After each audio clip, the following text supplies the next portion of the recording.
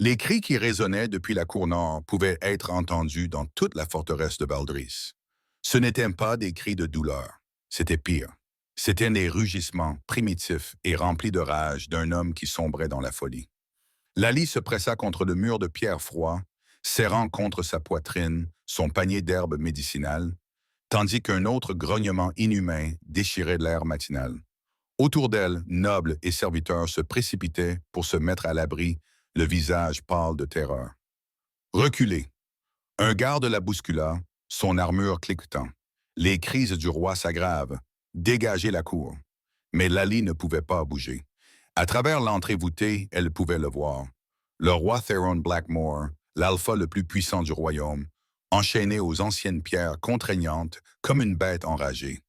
Les énormes chaînes de fer grinçaient sous ses efforts pour se libérer, ses traits habituellement majestueux déformés par une fureur incontrôlable. Du sang coulait de ses poignets, là où les chaînes enchantées s'enfonçaient dans sa peau.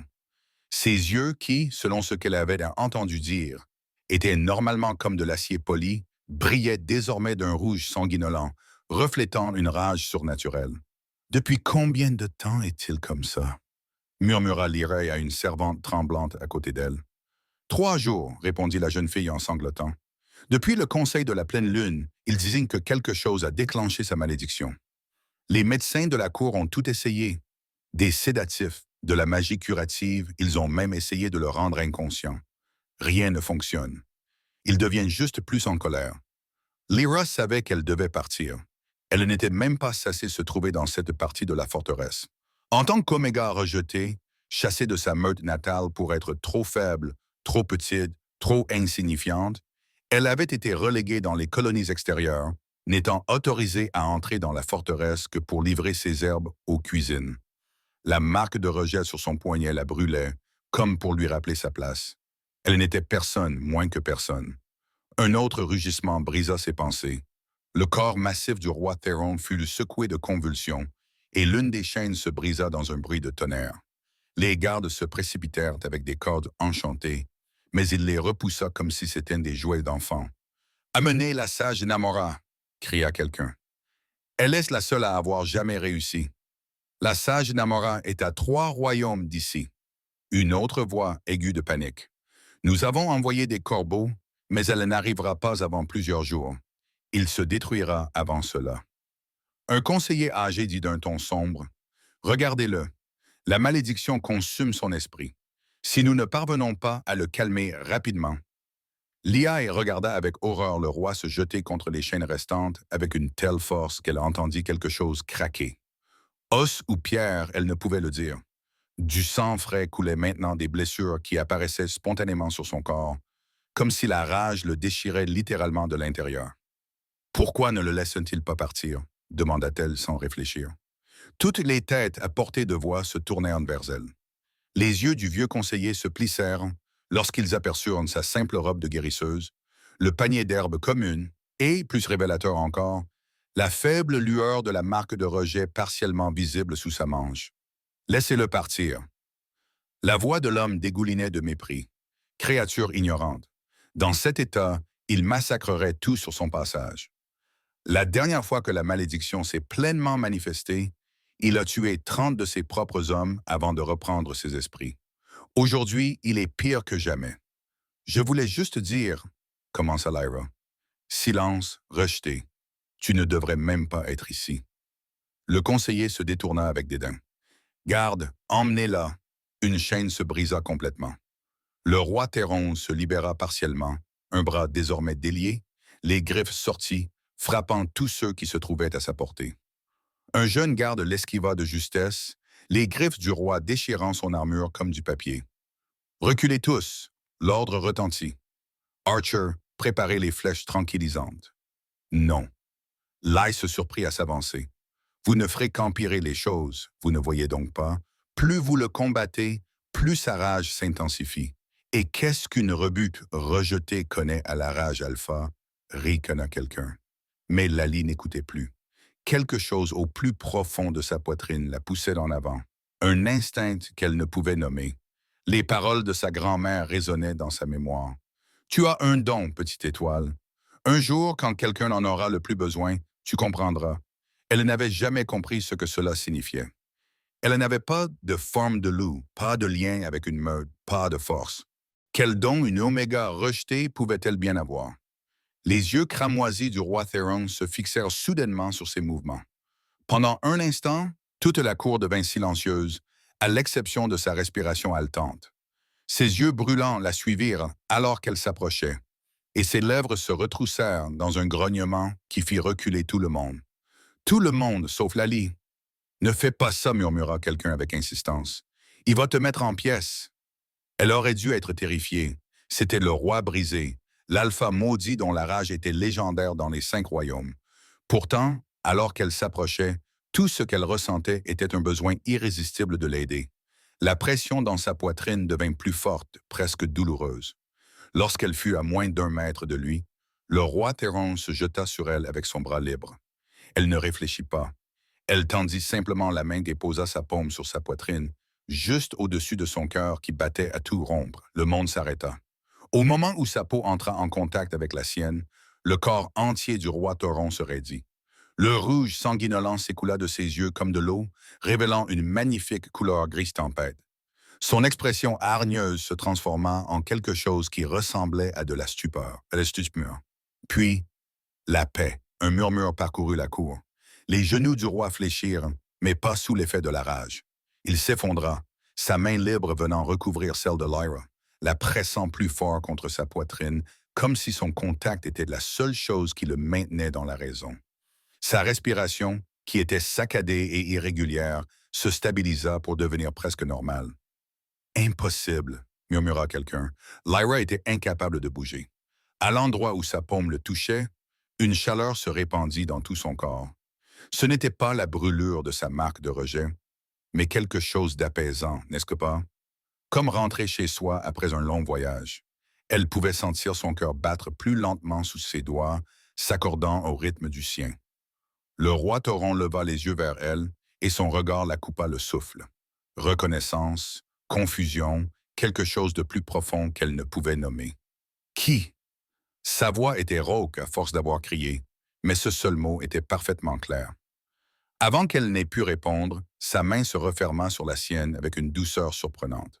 « Non », murmura-t-il lorsqu'elle tenta instinctivement de se retirer. « Ne me lâchez pas, s'il vous plaît. »« Votre Majesté, » dit le vieux conseiller en s'avançant prudemment. « Les chaînes, nous devrions vous attacher correctement pendant que... » Non.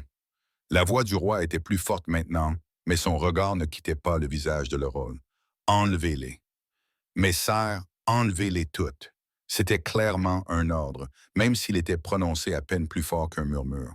« Je suis à nouveau moi-même. »« Comment ?» demanda quelqu'un. « Qu'a-t-elle fait ?»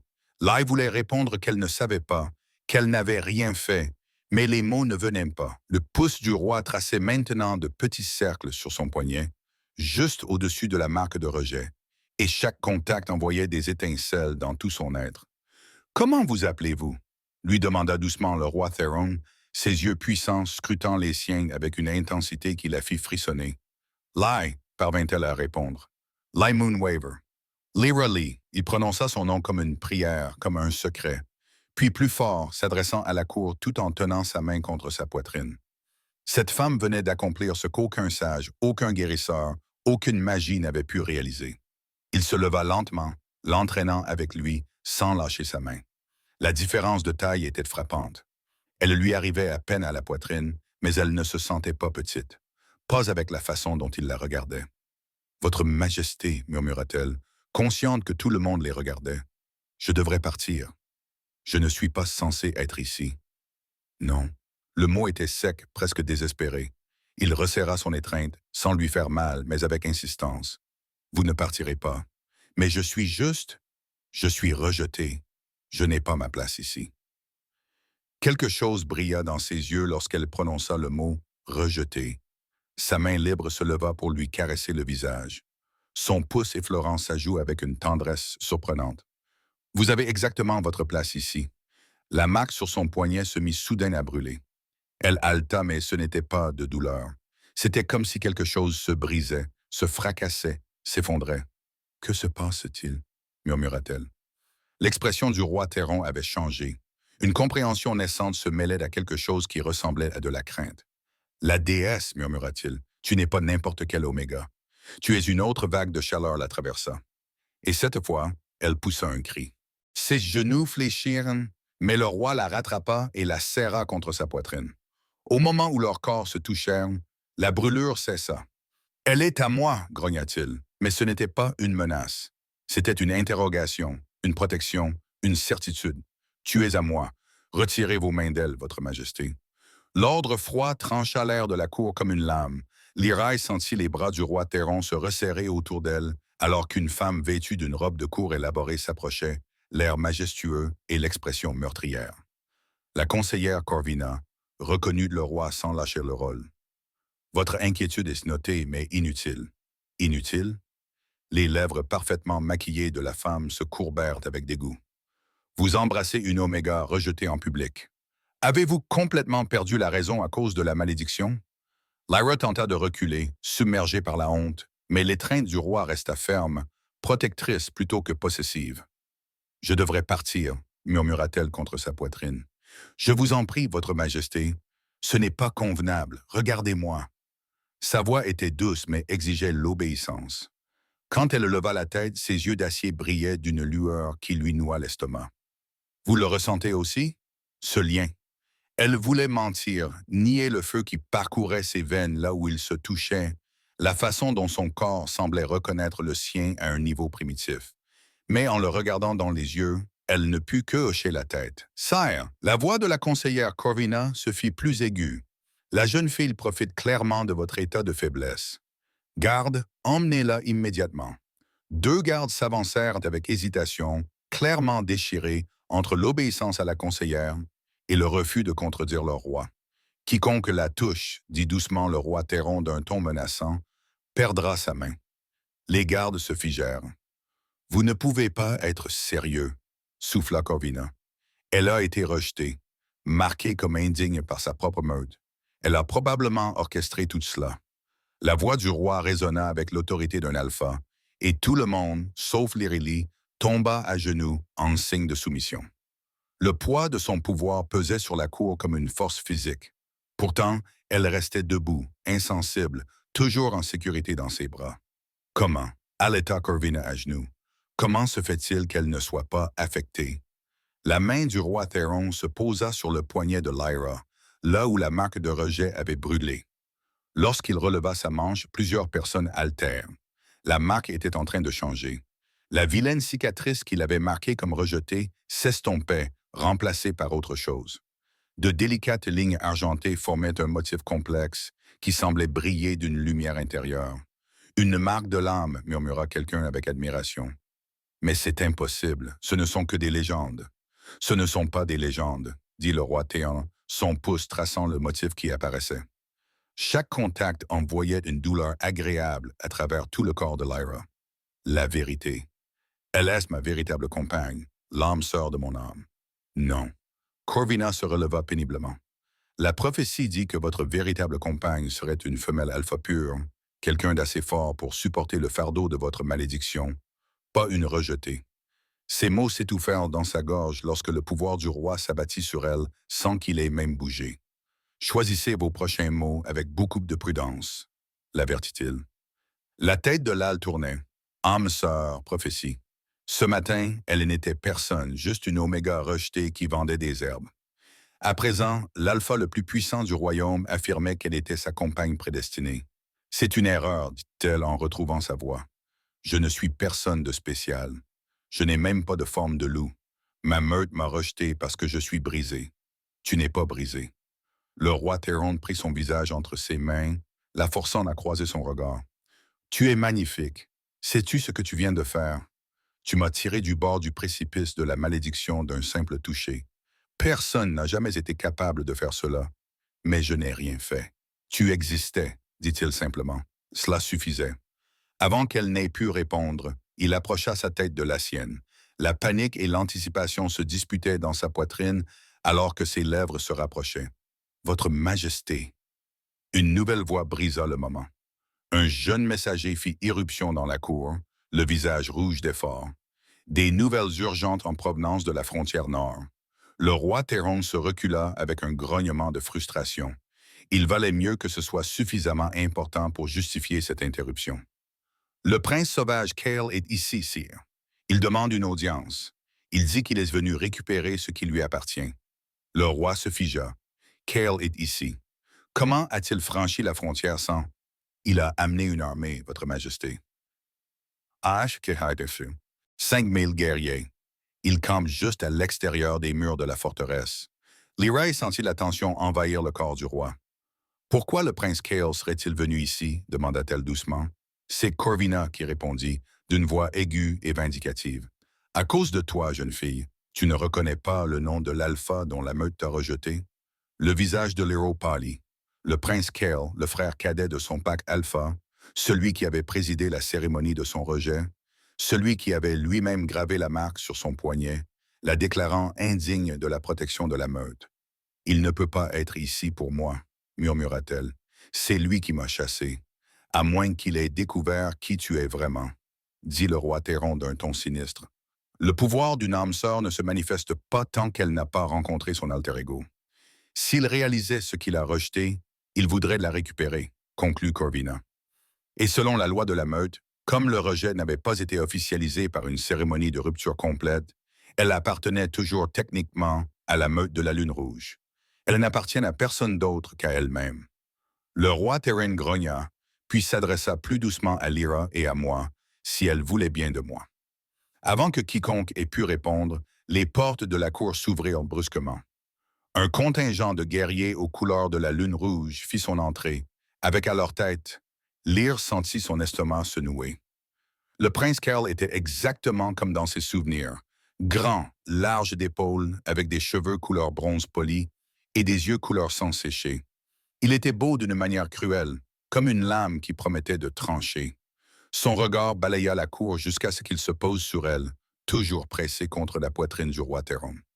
Son expression s'assombrit, calculatrice. « Eh bien, dit le prince Kale, sa voix résonnant dans l'espace soudainement silencieux. Imaginez ma surprise lorsque mes éclaireurs m'ont rapporté avoir vu notre petite souris rejetée dans les bras du roi maudit lui-même. « Exposez votre affaire et partez, ordonna le roi Théon.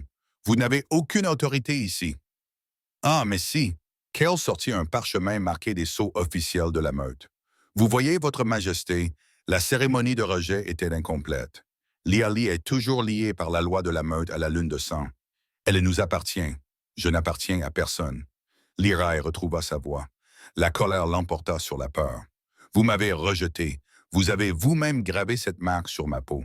Une décision mûrement réfléchie, dit Kale d'un ton suave, ses yeux rouges ne quittant jamais les siens. Vous voyez, petite souris, nous avons récemment découvert des choses très intéressantes au sujet des omégas rejetés qui survivent à leur expulsion.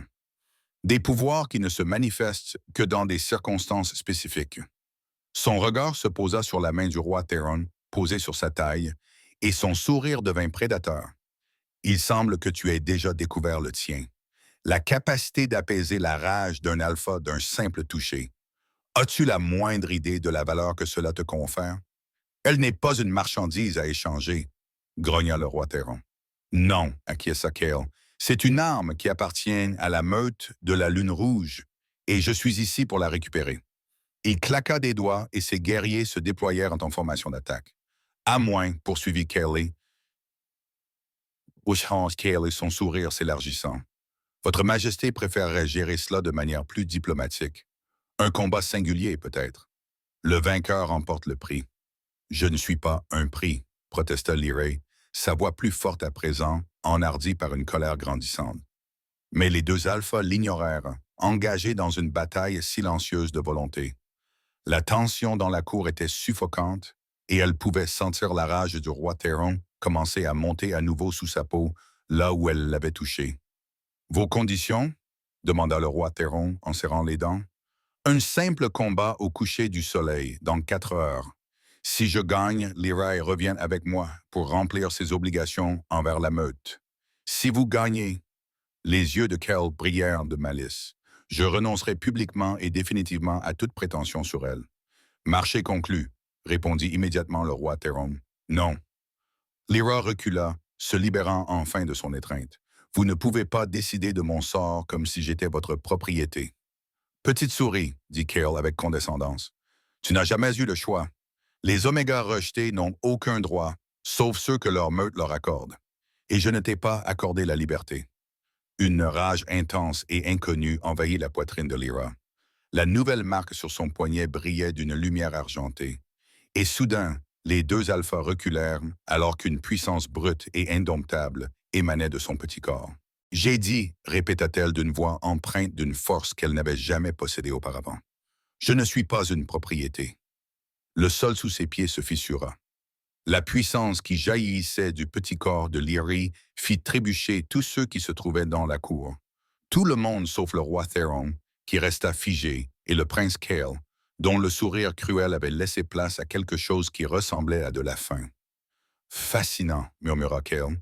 Vous avez réveillé ces capacités latentes, votre majesté. Quelle générosité de votre part de préparer mon arme pour moi. La lumière argentée qui pulsait sur la peau de Lyrie clignota, puis s'éteignit aussi soudainement qu'elle était apparue. Elle haleta, vacillant sur ses jambes, désorientée par cette vague de puissance. Le roi Théron la rattrapa avant qu'elle ne tombe, la serrant à nouveau contre sa poitrine. « Que m'arrive-t-il » murmura-t-elle d'une voix tremblante. « Tu deviens ce que tu as toujours été destiné à être » murmura-t-il contre ses cheveux. « Ta vraie nature s'éveille. » Touchant, marmonna Kale, mais finalement sans importance. Le combat aura lieu au coucher du soleil. Je te suggère de faire tes adieux maintenant, petite souris. Une fois que j'aurai vaincu le roi maudit, tu rentreras chez toi avec moi, mais je te promets que ton nouveau logement sera bien plus confortable que le précédent. La façon dont il prononça le mot « confortable » donna la chair de poule à Lyra. Votre Majesté, la conseillère Corvina s'avança. Vous n'envisagez tout de même pas ce défi barbare. Le prince Kale est connu pour se battre sans honneur. Le défi est accepté, dit fermement le roi Théron. Mais j'ai des conditions. Kyle haussa un sourcil. Oh, Lally restera sous ma protection jusqu'au combat. Elle restera dans l'aile royale avec mes gardes. Toute tentative de l'enlever avant le combat vous coûtera la vie. D'accord, répondit Kale sans hésiter. Trop facilement, ma condition. Le combat se déroulera selon l'ancienne loi. Pas d'armes, pas d'armure, pas d'ingérence extérieure, seulement sous forme de loup. Plusieurs personnes altèrent. Les combats selon l'ancienne loi étaient brutaux et se terminaient souvent par la mort. Votre Majesté. Non. Lyra attrapa le bras de Théon. Vous ne pouvez pas. Votre malédiction. Et si elle se déclenche pendant le combat? Ses yeux gris tempête s'adoucirent lorsqu'il la regarda. Alors vous serez là pour me ramener. Je ne te laisserai pas risquer ta vie pour moi. Ce n'est pas seulement pour toi, dit-il doucement, afin qu'elle seule puisse l'entendre. C'est pour nous. Pour ce que nous pourrions être ensemble. Je t'ai attendu pendant des siècles, Lally. Je ne le laisserai pas te prendre maintenant. Des siècles, souffla-t-elle. Mais tu ne peux pas avoir plus de... J'ai plus de 300 ans, admit-il. La malédiction qui me donne ma rage me donne aussi la longévité. J'ai cherché mon âme sœur, la seule personne qui pourrait calmer la bête en moi pour l'éternité. Et maintenant que je t'ai trouvé, dit-il en posant sa main sur sa joue, son pouce effleurant son os zygomatique avec une tendresse infinie. Je combattrai 1000 princes pour te protéger. Comme c'est romantique. La voix moqueuse de Kale brisa le moment. Le roi maudit pense avoir trouvé le véritable amour. Dis-moi, petite souris, t'a-t-il dit ce qui arrive à ceux qui s'approchent de lui? T'a-t-il parlé de Lady Seraphina ou du miroir Oméga? Tous deux sont morts en l'espace d'un cycle lunaire après avoir réclamé son affection. Lyrie sentit Théon se crisper, serrer les mâchoires. « Oh, il ne t'en a pas parlé. » Le sourire de Kale était cruel. La malédiction ne lui donne pas seulement de la rage, petite souris. Elle dévore ceux qu'il aime. Plus quelqu'un se rapproche de son cœur, plus vite il disparaît. C'est assez poétique, en fait. Le roi monstre qui tue tout ce qu'il touche. Ça suffit, grogna Théon. Mais Lilai pouvait voir la douleur dans ses yeux, la vérité dans son incapacité à le nier. Est-ce vrai? Demanda-t-elle doucement. La malédiction? La voix de Théron était rauque. C'est compliqué, mais je ne laisserai jamais cela te faire du mal. Je mourrai avant. C'est exactement ce qui va se passer, intervint Kale. D'une manière ou d'une autre, petite souris, tu partiras avec moi au coucher du soleil. La seule question est de savoir si tu devras enjamber son cadavre pour le faire. Il fit demi-tour, ses guerriers se mettant en formation derrière lui. 4 heures, Votre Majesté. Essaie de ne pas perdre le contrôle et massacrer ton propre peuple avant cela. Ce serait dommage qu'il ne reste plus personne pour assister à ta défaite. Alors que la délégation de la Lune Rouge quittait les lieux, Lyrae sentit le poids de dizaines de regards posés sur elle. La cour bourdonnait de chuchotements, de spéculations et de peur.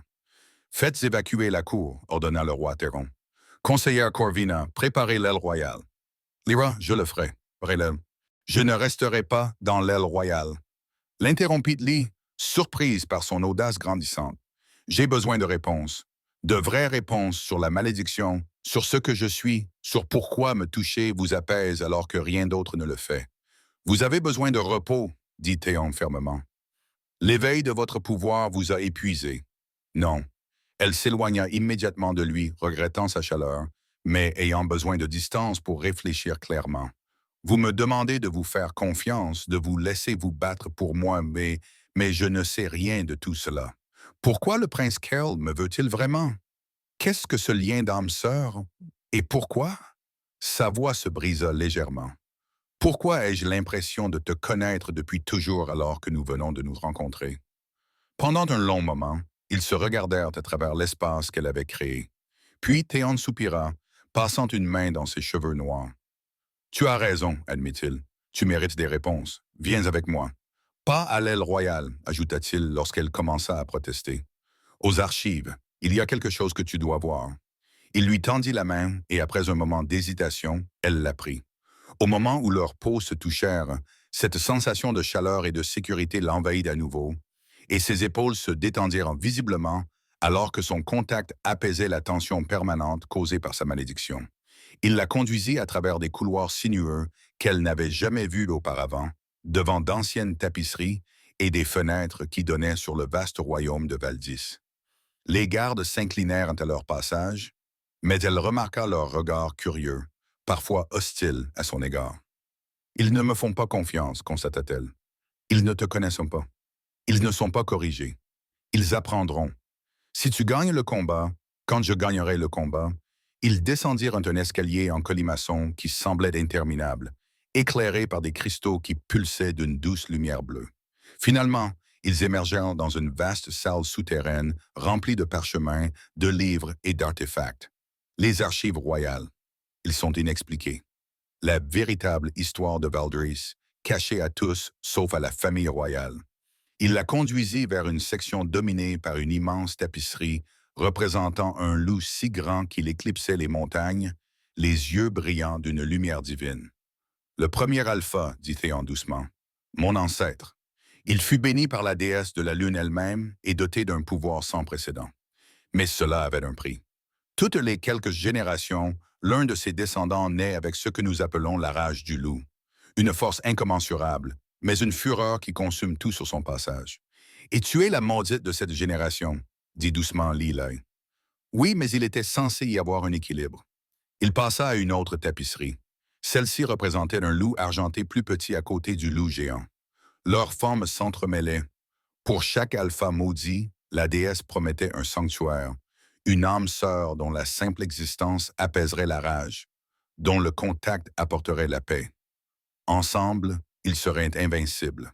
Séparés, le maudit détruirait tout autour d'eux. Lyrie termina, comprenant enfin. Mais vous avez dit que d'autres étaient morts. Lady Seraphina, Mira, je pensais qu'ils étaient de mon sanctuaire, admet Théron, le visage marqué par la douleur. J'avais tort. La malédiction les a mis à l'épreuve et les a trouvés insuffisants. Ils n'étaient pas assez forts pour en supporter le poids. Et vous pensez que je le suis? Demanda Lee, incrédule. Je suis rejetée, impuissante. Vous n'êtes ni l'un ni l'autre? Il se tourna vers elle, ses yeux cristallins intenses. Vous ne comprenez pas? Le fait que vous ayez été rejeté malgré votre statut de sanctuaire, cela n'aurait pas dû être possible. Quelqu'un ou quelque chose a interféré avec votre destin, et le prince Kale. Le prince Kale sait ce que je suis, réalisa Lyra avec une horreur grandissante.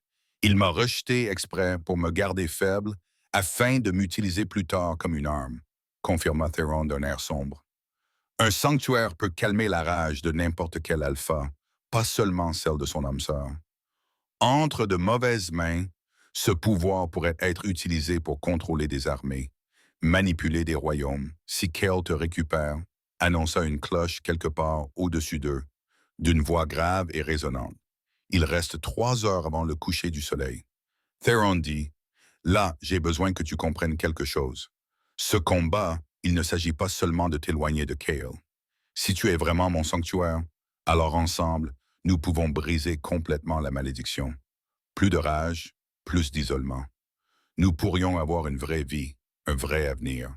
Et si je ne le suis pas, demanda-t-elle doucement, si je suis comme les autres et la malédiction. Tu ne l'es pas, dit-il avec une certitude absolue. J'ai su dès l'instant où tu m'as touché les autres ont temporairement apaisé la rage, comme un pansement sur une blessure. Toi, tu l'as guéri. Tu l'as fait disparaître complètement. Cela ne s'est jamais produit auparavant. Avant qu'elle n'ait pu répondre, un garde fit irruption dans les archives, le visage rouge de panique. Votre Majesté, le prince Carol exige de voir la jeune fille. Il dit que l'ancienne loi lui donne le droit de lui parler avant le combat. Theron grogna d'un grognement purement lupin. Il n'a aucun droit. En fait, dit la voix de la conseillère Corvina depuis l'embrasure de la porte, qui les avait suivis jusqu'aux archives. Il en a le droit. L'ancienne loi stipule que tout challenger peut demander une audience avec le prix du combat. Refuser serait considéré comme de la lâcheté. Lealie sentit son estomac se nouer. La dernière chose qu'elle souhaitait était de se retrouver seule avec le prince Cale. Mais en voyant de la tension sur le visage de Theron, elle comprit que refuser pourrait aggraver les choses. « J'irai, dit-elle doucement. « Absolument pas, commença Theron. « J'irai, répéta-t-elle plus fermement en lui serrant la main. « Mais pas seule. L'ancienne loi ne dit pas que l'audience doit être privée, n'est-ce pas? » Corvina eut l'air surprise. « Non, en fait, ce n'est pas le cas. »« Alors tu viendras avec moi, dit Lyra à Theron. « Vous viendrez tous les deux. Qu'il dise ce qu'il a à dire, mais il ne m'intimidera pas. Plus maintenant. » Une lueur de fierté passa dans les yeux de Theron. « Tu es déjà plus forte que tu ne le penses. » Alors qu'il remontait des archives, l'esprit de Lealie tournait à toute vitesse. Il restait 3 heures avant le combat. 3 heures pour comprendre ce que Cale voulait vraiment, pourquoi il l'avait rejetée s'il savait qui elle était, et comment s'assurer que Theron survive au combat. Car malgré tout, malgré le danger, la confusion, l'impossibilité de la situation, elle était certaine d'une chose. Elle ne pouvait pas le perdre. Pas alors qu'elle venait juste de le retrouver. Pas alors que chaque contact avec lui donnait l'impression de rentrer chez elle. La marque de rejet sur son poignet pulsait d'une lumière argentée, argentée, presque entièrement transformée en quelque chose de magnifique, de puissant, quelque chose qui la marquait comme sienne et lui comme sien. La rencontre avec le prince Cale eut lieu dans la grande salle, une vaste pièce avec des plafonds voûtés et des fenêtres qui projetaient de longues ombres sur le sol en marbre. Cale se tenait au centre comme s'il était chez lui, ses cheveux bronze brillant dans la lumière de l'après-midi, ses yeux rouges s'ensuivant chaque mouvement de Lyra alors qu'elle entrait, flanquée du roi Thoron et de la conseillère Corvina. « Ah, la petite souris vient enfin entendre la vérité, » dit Cale, son sourire aussi tranchant qu'une lame. « Dis-moi, as-tu déjà compris pourquoi ton éveil s'est produit maintenant, après 23 ans de dormance? » Lyra garda le menton haut malgré le tremblement de sa poitrine.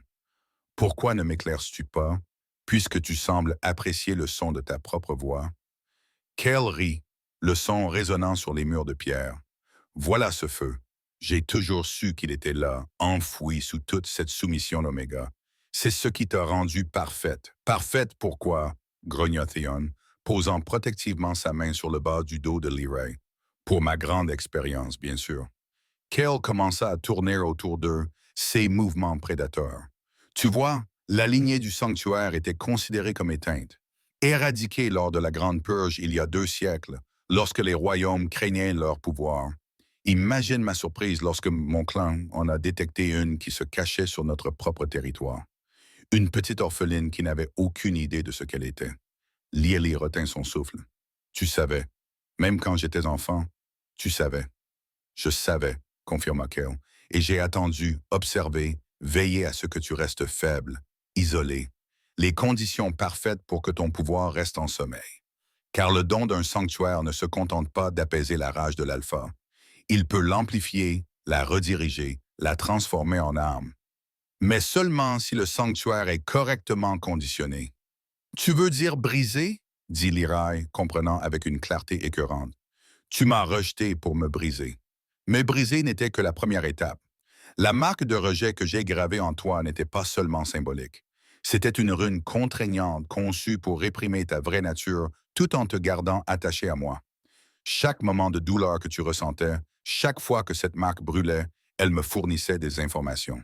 Ta localisation, ton état émotionnel, ton pouvoir grandissant. Le corps entier de Théon était devenu rigide à côté d'elle. Tu l'as suivi, traqué, surveillé, attendant le moment idéal. Les yeux de Kale brillaient de triomphe. Pensais-tu que c'était une coïncidence si j'étais arrivé juste au moment où ses pouvoirs se réveillaient? Dès qu'elle t'a touché, Votre Majesté, la rune contraignante m'a alerté. Sa nature de sanctuaire avait enfin émergé, et il était temps pour moi de récupérer mon arme.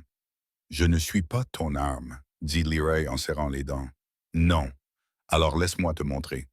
Kale sortit une petite fiole en cristal remplie d'un liquide sombre. Sais-tu ce que c'est, petite souris?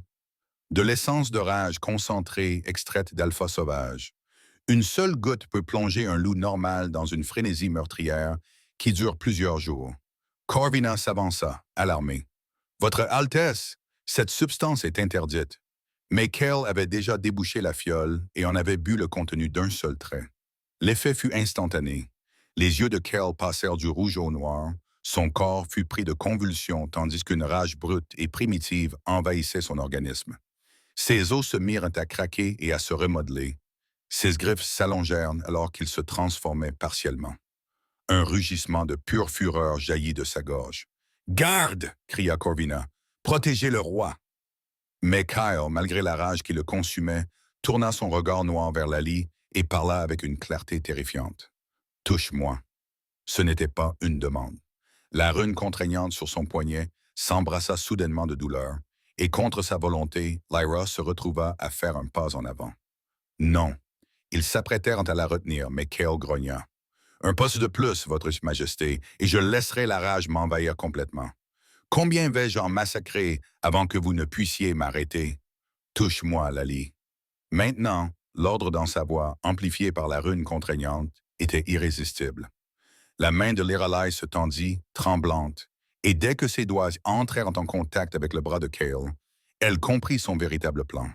Son pouvoir afflua en lui sans son consentement, calmant la rage artificielle, le ramenant du bord du gouffre, mais plus encore, elle pouvait sentir qu'il puisait dans son énergie, la vidant, l'utilisant comme une batterie pour alimenter sa propre force.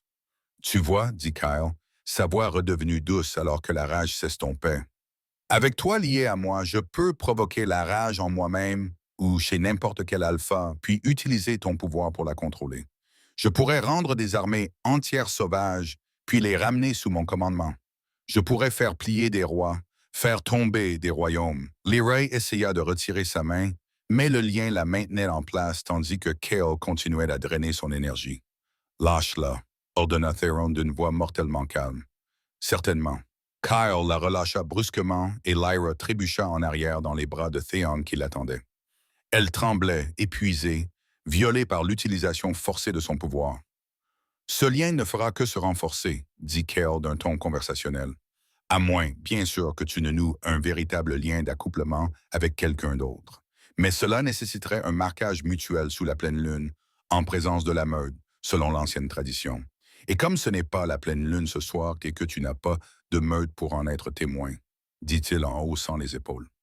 Eh bien, après avoir tué ton futur compagnon au coucher du soleil, tu n'auras d'autre choix que de revenir avec moi.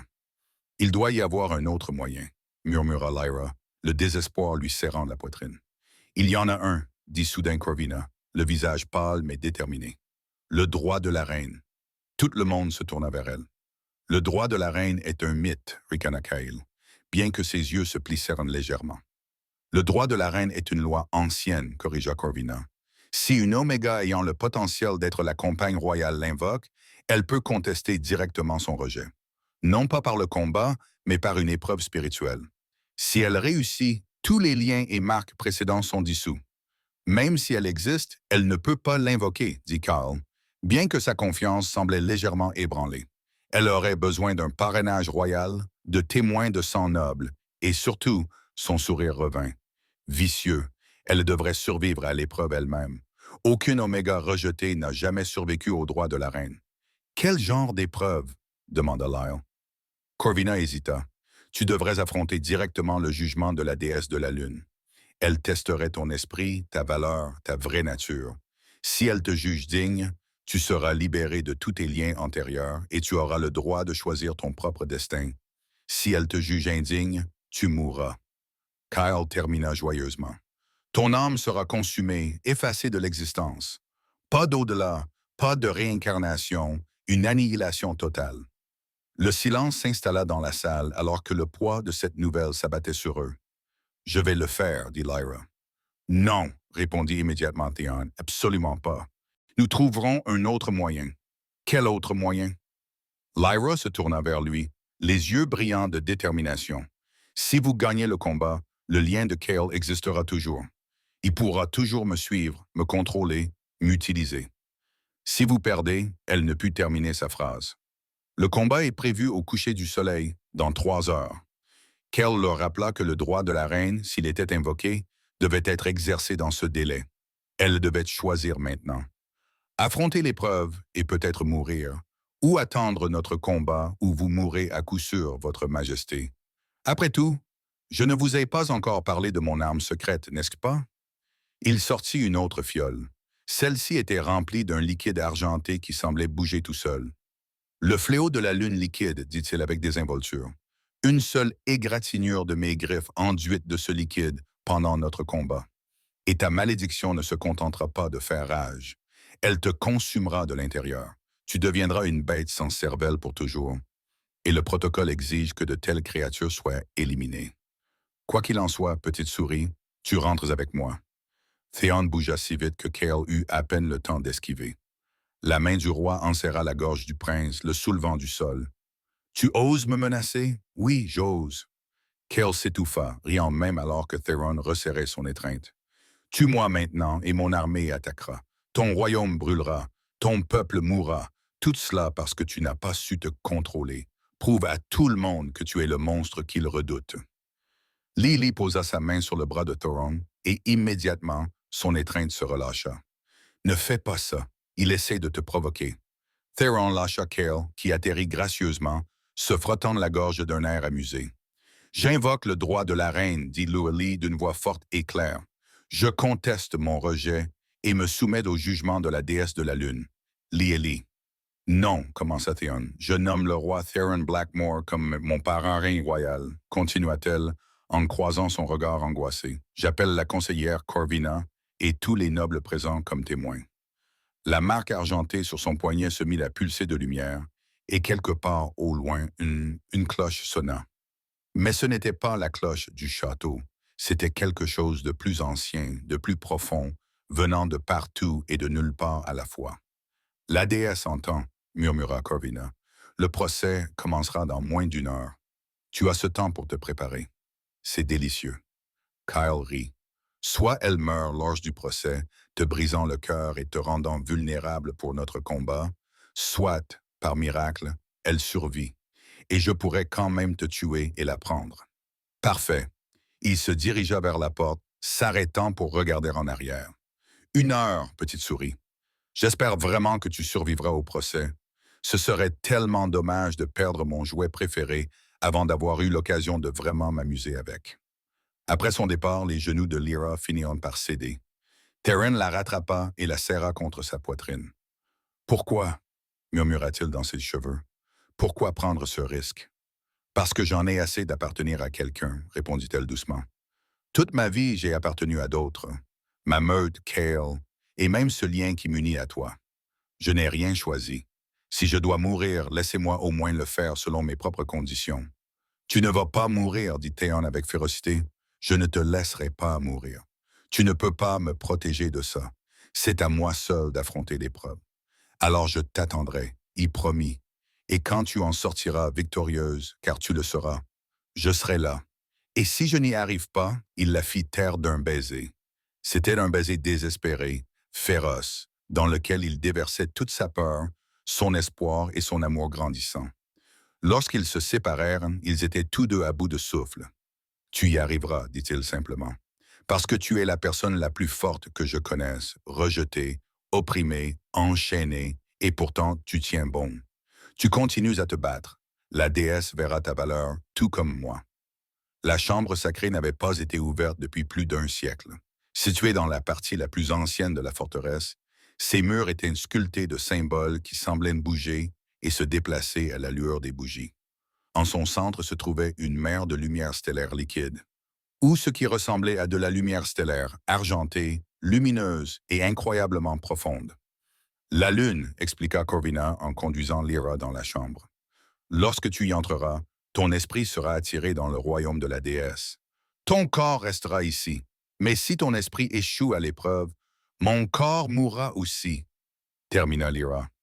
Elle se tenait au bord de la mer, vêtue d'une simple robe blanche qui semblait presque translucide dans la lumière éthérée. Je comprends. Et toi?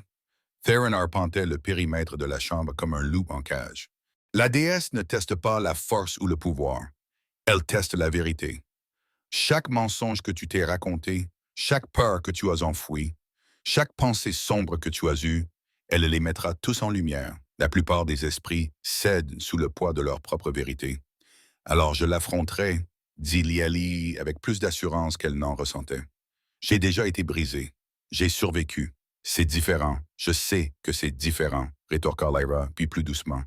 Je sais, mais malgré tout, je dois le faire, non seulement pour briser les liens qui retiennent Kale, mais aussi pour savoir qui je suis vraiment sous toutes ces marques, ces liens et ces attentes. La cloche sonna à nouveau, plus proche maintenant, vibrant à travers les pierres mêmes. C'est l'heure, dit Corvina. Lali se tourna vers Théon une dernière fois. Si je ne le fais pas, tu le feras. Mais si je ne le fais pas, insista-t-elle, ne laisse pas la rage te consumer. Ne deviens pas le monstre qu'il pense que tu es. Promets-le-moi. Il serra les mâchoires. Je ne peux pas. Promets-le-moi, je te le promets, dit-il sèchement. Mais tu reviendras, Lyrae, tu le dois.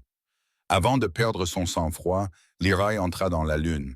Le liquide n'était ni chaud ni froid, mais quelque chose qui dépassait la température. C'était comme entrer dans de l'énergie pure. Il s'éleva autour d'elle, au-dessus d'elle, à travers elle, et soudain, elle tomba à travers la lumière argentée et les ombres. Lorsque le monde se solidifia à nouveau, Shito, elle se tenait dans un endroit qui n'était pas tout à fait réel. Le sol sous ses pieds était fait de lumière lunaire condensée, et le ciel au-dessus d'elle était une étendue infinie d'étoiles. Devant elle se tenait une silhouette qu'il était douloureux de regarder directement. Tantôt une femme d'une beauté impossible, tantôt un loup argenté de la taille d'une montagne, tantôt simplement une présence qui existait au-delà de toute forme. Lyra Moonwaver. La déesse prit la parole. Sa voix ressemblait à la marée, au vent dans les feuilles, à la berceuse de chaque mère et à la baleine de chaque veuve. Tu invoques le droit de la reine. Tu prétends avoir été injustement rejeté. Montre-moi ta valeur.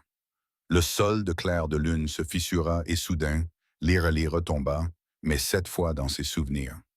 Elle avait 7 ans et regardait sa meute célébrer la fête de l'été, tandis qu'elle se blottissait dans l'ombre, déjà marquée comme différente, comme anormale, comme inférieure. Une solitude écrasante l'envahit et elle comprit. Tu as toujours été à part, observa la déesse. Toujours à la recherche de quelque chose que tu ne pourras jamais avoir. Est-ce de la force ou de la folie?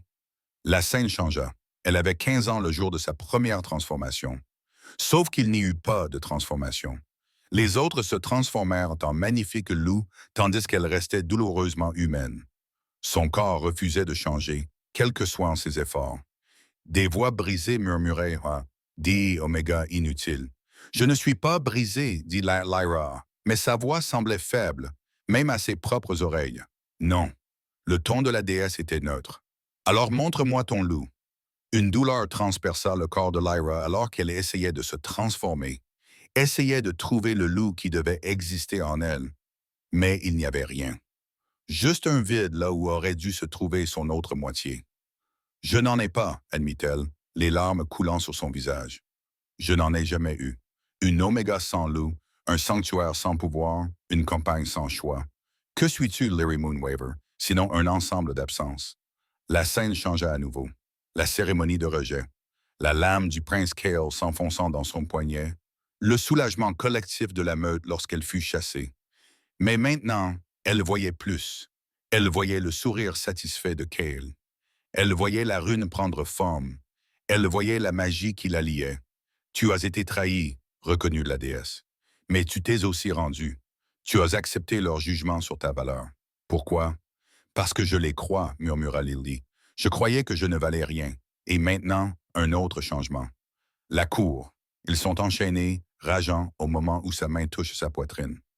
Maintenant, je sais que j'ai de la valeur, dit Lyrae, la voix de plus en plus forte. Mon toucher l'apaise. Ma présence apporte la paix. Sa paix, corrigea la déesse.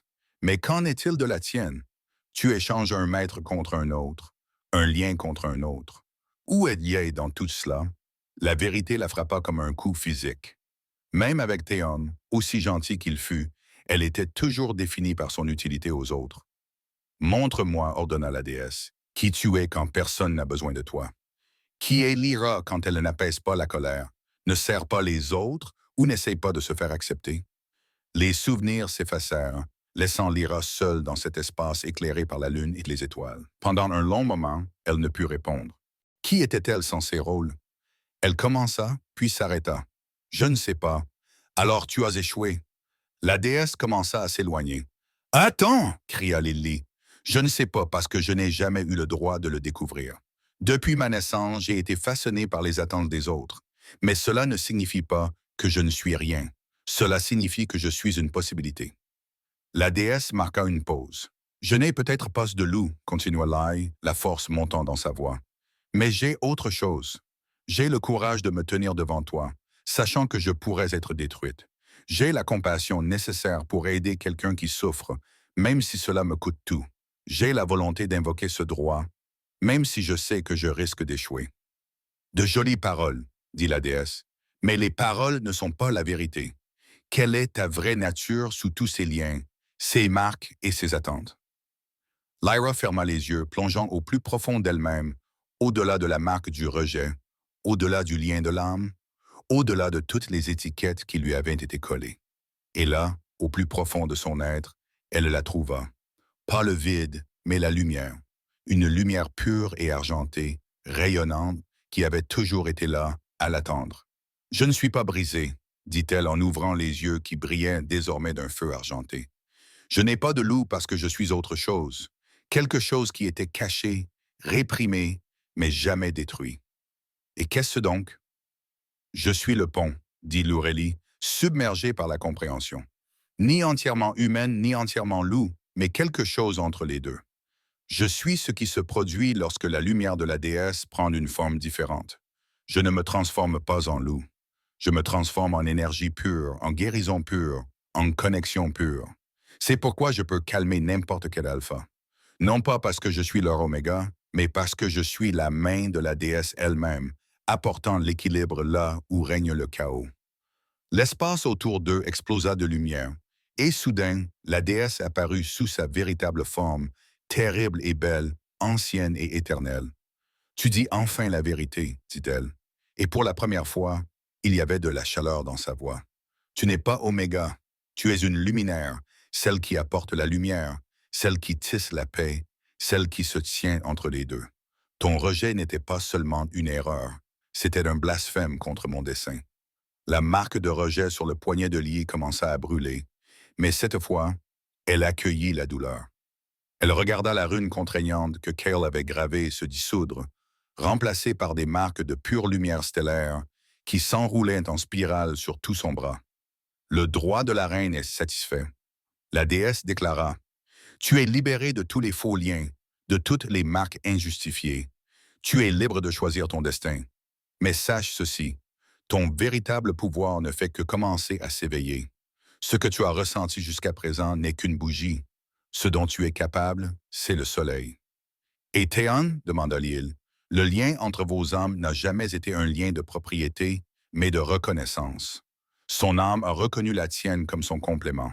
C'est à toi de choisir si tu acceptes cette reconnaissance, Mais choisis vite, mon enfant.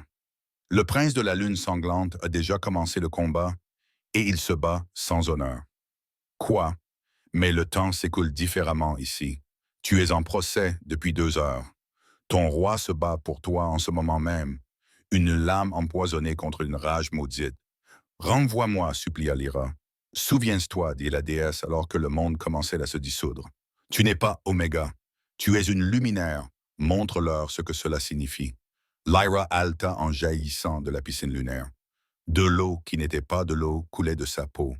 Mais ce n'était pas de l'eau. C'était de la lumière liquide. Et partout où elle touchait, des fleurs s'épanouissaient spontanément. Lyra mentait. Corvina se précipita vers elle. Merci à la déesse, tu es resté sous l'eau pendant des heures. Le combat, Cale a attaqué tôt. Ils sont dans la cour et ça ne se passe pas bien.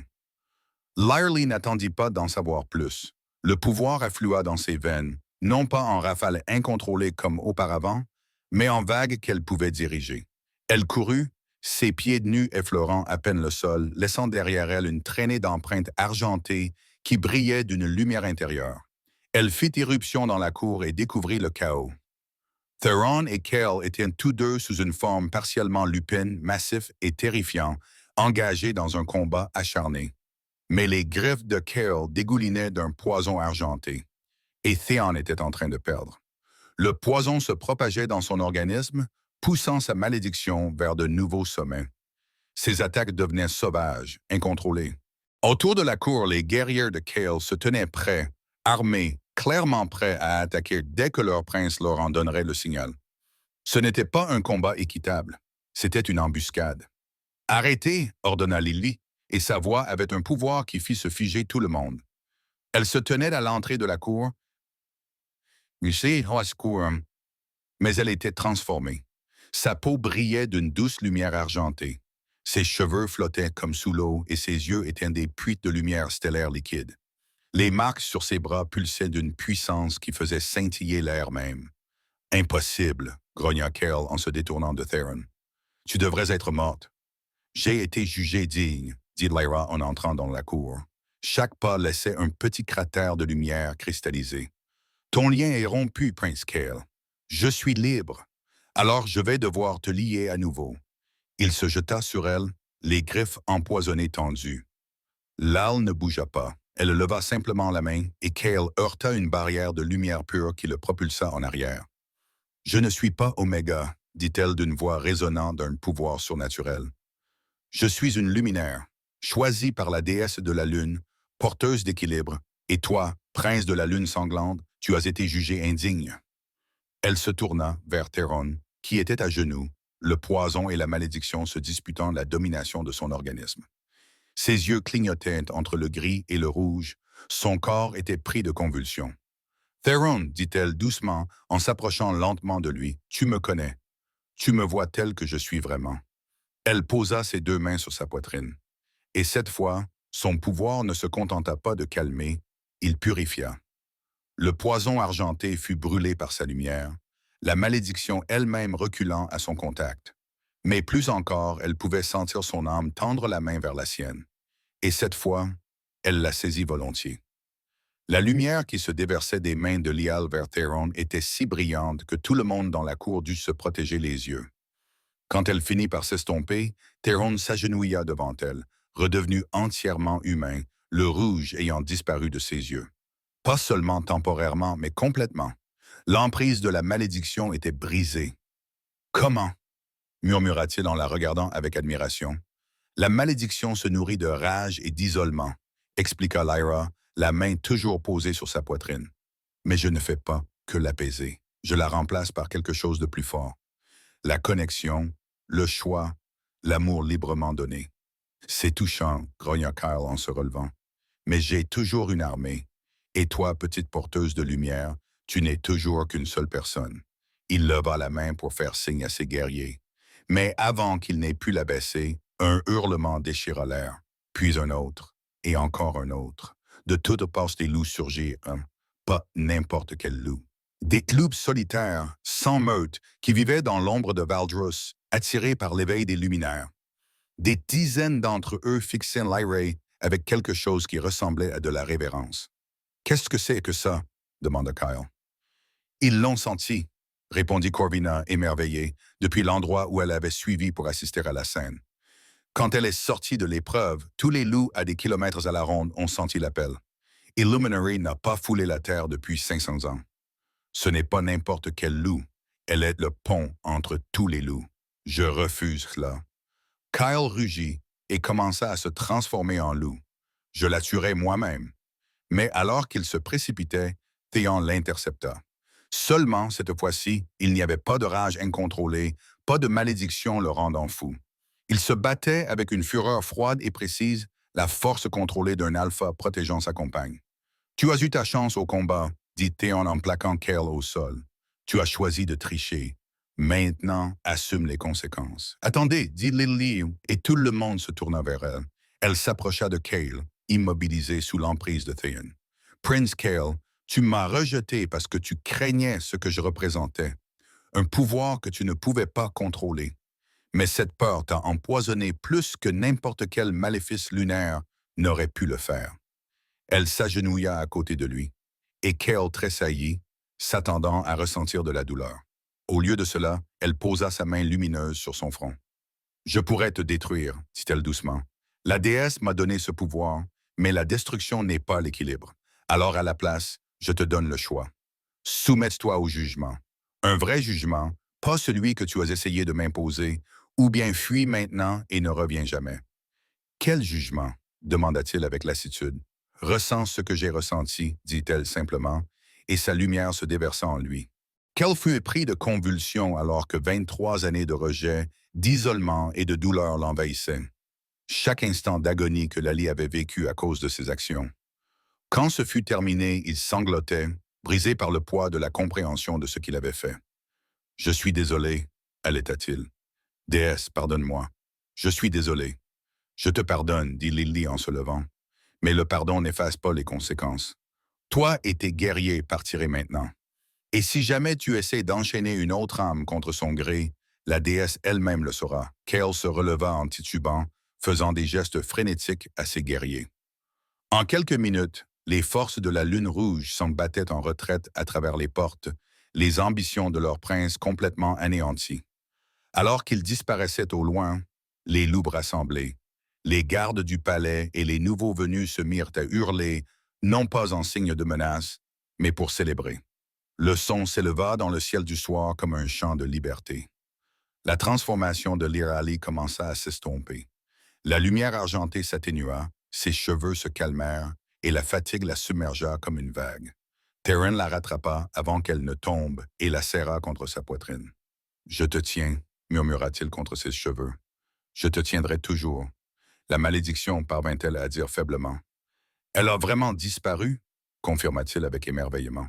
« Pour la première fois en 3 siècles, je me sens calme, paisible, libre. »« Tant mieux, » marmonna-t-elle contre sa poitrine, « parce que je crois que je vais dormir pendant 1 semaine. » Il rit, d'un rire riche et chaleureux, sans la pointe de rage à peine contenue qui le caractérisait habituellement.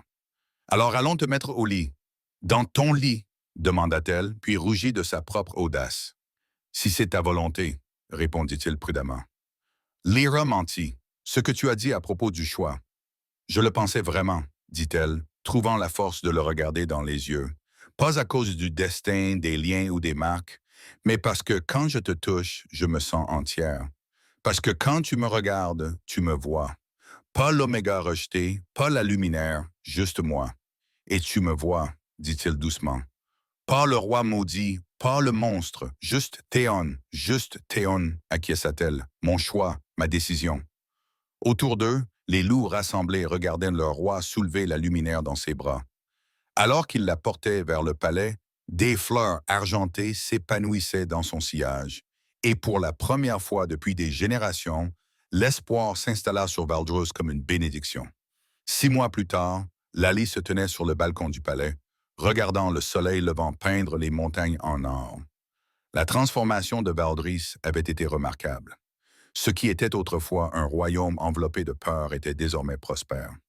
La cour où Theron avait autrefois été enchaîné abritait désormais un jardin de fleurs argentées qui s'épanouissait partout où Lirili marchait. « Tu es debout tôt. » La voix de Theron venait de derrière elle, suivi de ses bras qui s'enroulaient autour de sa taille. La meute de Thornwood arrive aujourd'hui, lui rappela-t-elle. Ce sont les derniers opposants aux nouveaux accords. Des nouveaux accords, des lois qui protégeaient les Omégas contre le rejet forcé, qui reconnaissaient les luminaires comme des ponts sacrés entre les meutes, qui mettaient fin à la pratique barbare des runées contraignantes. Cela avait été la première décision de Learly en tant que reine. Ils seront d'accord, dit Theron avec assurance, en déposant un baiser sur son cou, juste à côté de la marque qu'il avait apposée à côté de la sienne. Ils s'étaient marqués l'un l'autre comme il se doit sous la pleine lune, devant la moitié du royaume. Mais ces marques étaient différentes. Ce n'étaient pas des liens de propriété, mais des symboles de choix, brillant faiblement d'une lumière partagée. Et s'ils ne sont pas d'accord, tu feras cette chose où tu brilles et parles avec l'autorité de la déesse, et ils se précipiteront pour accepter, la taquina-t-il. Elle se retourna dans ses bras, souriante. Je ne brillais plus autant qu'avant. Tu brillais hier soir, lui rappela-t-il avec un sourire malicieux. La chaleur lui monta aux joues, se souvenant que le lien physique entre eux n'avait fait que se renforcer, surtout maintenant que ses pouvoirs lumineux étaient pleinement établis. Parfois, lorsqu'ils étaient intimes, sa lumière pulsait au rythme de son cœur, transformant leur chambre en une constellation. Ma reine interrompit la voix de Corvina depuis l'embrasure de la porte. La délégation de Thornwood est arrivée en avance. Et il y a autre chose. La salle du trône était bondée. La meute de Thornwood se tenait raide près de l'entrée. Mais ce qui attira l'attention de Lyra, c'était le petit groupe de jeunes loups blottis derrière eux, tous portant des marques de rejet. « Qu'est-ce que c'est » demanda-t-elle, même si elle pensait de savoir. L'alpha de Thornwood, un loup grisonnant nommé Marcus, s'avança. « Ce sont ceux que nous avons rejetés. Quand la nouvelle s'est répandue sur ce que vous êtes devenus, sur ce que vous avez accompli, ils ont supplié de venir. Ils espèrent. Ils espèrent que tu pourras leur dire s'ils peuvent eux aussi devenir quelque chose de plus. » Lai descendit du trône et s'approcha du groupe de loups rejetés. Ils avaient entre 16 et 30 ans environ, et tous arboraient le même regard vide qu'elle avait vu dans son propre reflet. Elle étendit doucement son pouvoir, non pas la force écrasante qu'elle avait utilisée sur Cale, mais une douce sonde exploratrice. Chez 3 d'entre eux, elle le sentit. Cette étincelle de quelque chose d'autre, de quelque chose de plus.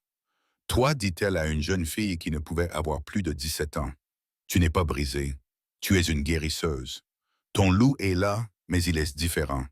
Il est destiné à réparer plutôt qu'à combattre. » La jeune fille haleta lorsque la lumière de l'Aurélie la toucha et que sa marque de rejet commença à changer, se transformant en quelque chose de magnifique.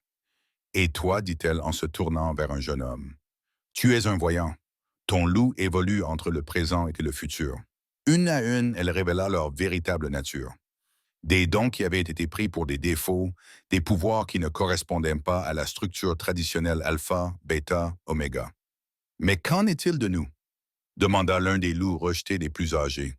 « Je ne sens rien de spécial en moi. » Lily sourit doucement. « Tous les rejetés ne sont pas des dons cachés. Parfois, les meuses commettent des erreurs par peur, par préjugés ou par simple cruauté. Mais cela ne signifie pas que vous êtes sans valeur. Cela signifie que vous méritez une seconde chance. » Elle se tourna vers l'Assemblée. « Que cela soit connu. Valderie offre un refuge à tous les loups injustement rejetés. Ici, vous aurez la chance de découvrir qui vous êtes vraiment, libre des liens que d'autres vous imposeraient. » L'alpha de Thornwood s'éclaircit la gorge. « Les accords, les acceptez-vous » demanda-t-il d'une voix empreinte d'autorité. Marcus regarda ses loups rejetés, vit l'espoir dans leurs yeux, la façon dont ils regardaient l'Ural comme si elle était le salut incarné. « Nous acceptons, dit-il. » Alors que la délégation quittait la salle du trône, Lyra sentit une chaleur familière envahir sa poitrine. Ce n'était pas la brûlure d'une marque de rejet, ni l'attraction d'un lien forcé, mais quelque chose de nouveau, de plus fort, la sensation d'être exactement à sa place. « Des regrets » demanda Theron en lui prenant de la main. Elle pensa au voyage, à la douleur, aux épreuves, au moment où elle avait cru qu'elle allait se dissoudre dans la mer lunaire. Puis elle pensa à cela, aux vies qu'ils avaient changées, au royaume qu'ils avaient transformé, à l'amour qu'ils avaient construit. Jamais. Je le dis, c'est ma voix. Cette nuit-là, alors que la pleine lune se levait sur Valdis, l'Aurélie se tenait dans la cour où tout avait commencé. Les pierres contraignantes avaient été détruites, remplacées par une fontaine qui brillait d'une douce lumière. Autour d'elle, des loupes de toutes sortes, alpha, bêta, oméga, et ceux qui étaient tout autre chose, se rassemblaient pour la célébration mensuelle. Ma reine appela quelqu'un, voulez-vous nous montrer? Lise sourit et laissa son pouvoir s'élever.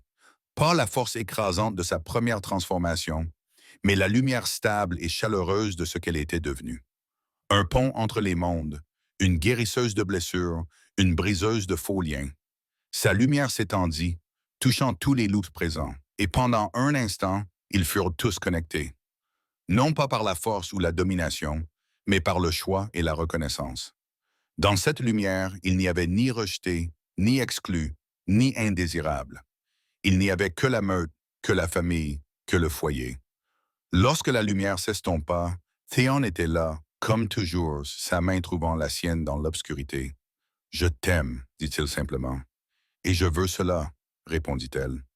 Aujourd'hui, demain, toujours, tu es mon choix. » Au-dessus d'eux, la lune souriait, pleine et brillante, bénissant ce que le choix avait créé là où la force avait échoué. Le roi maudit et sa reine lumineuse, liés non pas par le destin, mais par la force la plus puissante de toutes. L'amour librement donné, librement reçu, librement choisi à chaque instant.